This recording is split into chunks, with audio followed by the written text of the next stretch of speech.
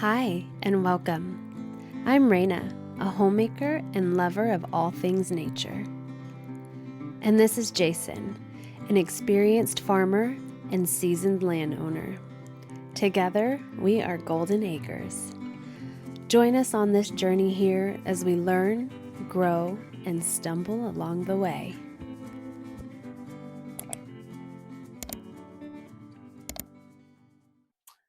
Hello, everybody. Welcome back to Golden Acres. I'm Raina, and this is Jason. And today we are going to teach you or inform you about kissing bugs. In previous videos, you might have noticed that there was a bed in the center of the room. Right smack down in the middle of the room. Right in the middle of the room. Nothing touching it, nothing around it. Some people do it, but it's not the typical thing that you do for a bed. It's usually up against the wall. But there's a reason why it was in the middle of the bed. So Jason's going to tell you why and his experience with kissing bugs. And like now we have this mosquito net. So he's just going to, tell us a bit about kissing bugs. I'll give you a little bit of kissing bug history based on my personal experience. So I've lived in the Sierra Nevada mountains now for roughly 13 years, I would say. I bought this land, about 12, 13 years ago. In that time, there was a couple times where I'd see this beetle. It would be on the wall, and this is in different places that I've lived. But it was a little black beetle about an inch long or so. Kind of had a slender body, a pointy head, and didn't really, I really don't mind bugs whatsoever, but a couple times I would step on them. Could get the heck out of here, right? And it would be full of blood. So I'm thinking to myself, like I just kind of, after the second or third time that happened, I'm like, it dawned on me that was blood. I mean, I guess not putting too much thought into it, I hadn't really thought about what would be that red substance, right? So once I saw that red blood, I just did a Google search. Black bug about an inch long with red blood. And sure enough, it came up kissing bugs, which is in the assassin bug family, if I'm saying that correctly. Which I'd never even heard of before, the assassin bug family. Yeah, it's absolutely insane. I mean, it's just a bug, granted, mind you. I mean, most people have heard of ticks. Obviously, everyone knows what a mosquito is. But this is a bug that is about an inch long and sucks your blood while you sleep. And I will tell you, they are straight assassins. I've experienced this firsthand. It is absolutely scary. But like, if you notice the walls of this cabin, it's knotty pine. And so you have all these little black dots from tree knots, limb knots all over the walls. And when you're about to go to bed and that lighting's a little weird, your eyes play tricks on you. And you're literally, especially when you've seen these things and you a little bit freaky, you'll notice, oh man, that looks like a kissing bug. Well, the scary thing is, a handful of times, maybe a couple of handfuls of times, I've scanned the walls, and one of those, what I thought was a knot, was a kissing bug, just standing on the wall, like looking right at me, eye level. To attack. And the scary thing is, they make their move at night. Now, why do I know this? Personal experience. I've looked at the wood floor, like I'll scan. I mean, it's a little bit OCD type stuff. I really don't care. Not interested in getting my blood sucked while I sleep. Maybe you are, not me. So I'm looking at this kissing bug. Well, I'm sorry, I scanned the floor. There's absolutely nothing there. I know there's nothing there. I turn the light off, flip the light back on. There's a kissing bug a foot away from my feet. I'm dead serious. So like right when that light went off, they make their move. Keep in mind, they're from the assassin family. So you got to be probably a pretty stalkerish type, ninja type bug to be in the assassin family. What are your thoughts, Raina? Why are they called kissing bugs? They are called kissing bugs because typically they like the soft skin to suck on, and it's around your mouth. How disturbing is that? Okay, now that is one of the reasons why it's so disturbing. Now, I'm a full-grown man, and this stuff keeps me up at night. I can handle a tick. Not a big deal.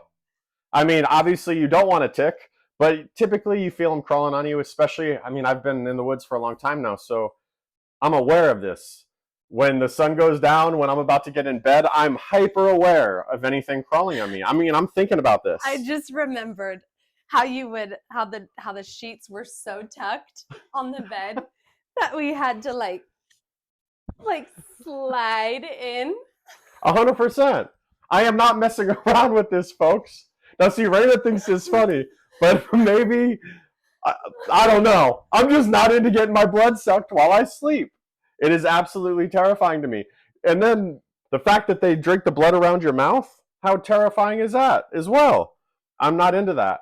Now, it's absolutely scary. I told you about them on my wall. I told you about them on my bed. How about feeling one crawl across you while you lay in bed? Crazy. Have you ever been bit by one? Absolutely. I have absolutely been bitten by a kissing bug. Probably more than one, possibly more than 5 times. I can't recall, but I've been bitten a handful of times. And the thing is, once I know I got bit, it kind of made my brain pop up like, oh man, that could have been what that was. And I really have not had them bite around my mouth. Not that I know of for sure, but I haven't had what I think is a kissing bug bite type thing around my mouth. So I don't know. I don't think they got me around my mouth, but they'll bite you anywhere. That's just their preferred probably spot. But I've gotten it on the lower back. I've gotten it behind the knee. This is all while I'm laying in bed. Because didn't you tell me that they sense carbon dioxide? I believe they're sensitive to light and carbon dioxide. So when you are sleeping or when you're just there breathing, period. When you're just living your life. These things are sneaking up from the cracks and depths of the corners of the room and coming to suck your blood. Not into that whatsoever. So back to my story where it's running across my stomach. I'm laying in bed. My brain will be like, huh, did I feel something? I'll rub it, right? So I think I feel something on my stomach. And I'm just, like all the millions of times, I really don't feel anything. Well, this time I put my hand down. It was a kissing bug, ran right across my stomach. I felt something run across my stomach, let's say. I grabbed my cell phone. I lifted up the blankets, shined a light. There's a kissing bug right next to my abdomen on the mattress. I lurched out of bed. Launched out of bed. I levitated like the lady out of The Exorcist. It was unbelievable. I get out of bed. I lift the sheets. I'm scanning. He's gone. I'm like, what? What is going on? So anyway, I eventually find him, but he's now gone off the top of my mattress and kind of wrapped around where the sheets are tucked under. But I searched for probably a good 5 or 10 minutes until I found him because he was in my bed. So I know I was getting my blood sucked that night. Not okay. So that is absolutely why kissing bugs are scary. That's a couple of little stories from the mountains about what they bring and the fear that they instill in me. Now, what have I done to better the world out there? I've educated every friend I have on kissing bugs. People that know me ask about the kissing bugs because they think it's funny. Well, guess what? They have not experienced these ninja assassins.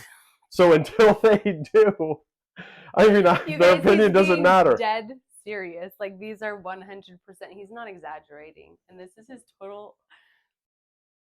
Is it fear of these bugs? Or this is not a fear. This is a rational reality. It's a war between him. Actually, multiple bugs out here, but we're talking kissing bugs today. Maybe we'll get into the other bugs. I can handle rattlesnakes. I can handle a bear. I've had them try to crawl through my window while I sleep. I can handle all of it. Mountain lions, bobcats. I've got them all on my property. That is the one.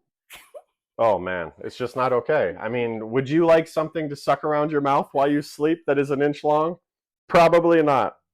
It is not okay. Then when you step on them, you step on something the next morning and it's bright, fresh red blood. So you know you were a victim within the last 6 hours. It's just not okay. So we prepare for the kissing bug attacks. Their onslaught that they viciously attempt to launch on a nightly basis. We will show you some of the things that we do. One is this mosquito net right here. Now, Raina came up with this, and I got to tell you, it's pretty dang genius. Hangs from the ceiling. So what are we trying to do? We're trying to build like a impermeable wrap around the bed so we cannot be attacked while we sleep. So we wrap the mosquito net around the bed, and we actually tuck it underneath the mattress. Because he doesn't want anything touching the floor. Nothing can touch the floor. Like minimal, like just the 4 bedposts. I'm not even joking. So the bed has as thin of bedposts as possible, so the surface area that touches the floor is at an absolute minimum. The bigger the surface area, the higher the odds that a kissing bug can touch these legs and get to us while we sleep. It's just not going to happen. So we have very small feet on this bed, and the blanket never touches the ground. Never. Now, if it does, it's a direct violation. That is a bridge to Terabithia. Oh, absolute bridge to Terabithia. If you've seen these old Hobbit movies, and it might not even be the Hobbit movie, but it sounds like it might be, well, it's a bridge to Terabithia. And like that means we're getting pretty close here. Yeah. I mean, can you see this devastation? See? Look at this. See how that's hanging? We're getting real close. Now, a bridge to Terabithia would be something along these lines. Oh, shit. We're touching. What happens? They can crawl on up, and they're within feet of their next meal. So we have to make sure everything is tucked tight. I learned this night one. Absolutely. I was schooled on it. I've probably had several violations. Oh, the bridge. She's an epic bridge builder, which is not good for our health. And, hopefully it will get better. Anyways, one of the other things that we use is diatomaceous earth, also known as DT. We spread probably a 6-inch thick layer all around the base of the house, the whole entire perimeter of the house, where the house, like the foundation, meets the ground. That way any bugs that are trying to crawl across or maybe get near a doorway, they hit the diatomaceous earth. Hopefully it's just another barrier. I mean, I don't know if it's 100% effective, and it probably is not, but at least it's a good peace of mind and something else that can kind of help protect us. And I mean, at the end of the day, they're not going to kill me, but it literally will keep me up at night, especially if I feel something. Yeah, so you can get a disease called Chagas. I believe it's spelled Chaggas, and you can get that from the kissing bugs. And I'm sorry, I'm not just trying to get a disease from a kissing bug. And by the way, what is their number one meal that they have? Rat. So there's a lot of wood rat nests around this forest. Oh, and they're massive rats. I mean, big boys. I saw one yesterday. That's the body, not including the tail. They nest in trees. They nest in the brush at the base of trees. And what they'll do is they'll gather branches, little twigs, sticks, what have you, and they will stack them in what looks kind of like a teepee. Maybe a log will be laying against another tree, forming that type of a situation. They'll stack all their little twigs and everything in that middle, and they'll nest in there. And I'm talking these things will be 5 feet tall as far as the nest goes. And the kissing bugs feast on the wood rats. So I just, the fact that they're now crawling on me, and it probably has crawled on a rat and sucked on it, nah, not having it. So we do a couple little things and make a couple little moves just so we sleep better at night and we don't catch the Chagas. Yeah. I think that covers the bases on kissing bugs. If you guys have any questions, or maybe you've been bit by it, maybe you got the Chagas, or maybe you have an experience with it, or have a tip. Maybe you have another something that could help us with kissing bugs. If you have the Chagas, we want to hear from you. Yeah, we want to know. If you've got bit by a kissing bug, please comment down below. Let us know. Tell us. We'll share it. We'll talk about it. Yeah, these things are no joke. Y'all might be laughing at home, but come have a kissing bug crawl on you. Step on it in the morning when you see it, and when it bleeds bright red, you know you were sucked on. Not a good thing. Thanks for tuning in. Yeah, thanks, guys. We appreciate y'all for coming to Golden Acres. Thanks for subscribing. And we'll be bringing y'all more videos as soon as we can. And have a great day. Yeah. Bye.